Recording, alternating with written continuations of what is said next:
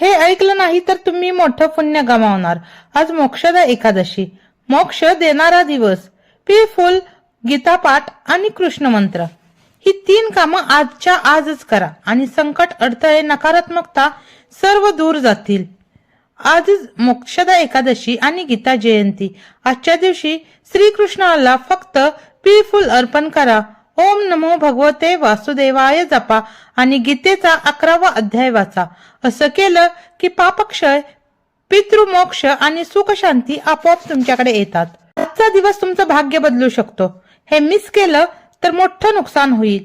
आज मोक्षदा एकादशी आणि गीता जयंती दोन्ही एकाच दिवशी, अद्भुत योग।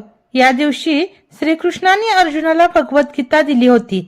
फक्त 3 गोष्टी आज करा।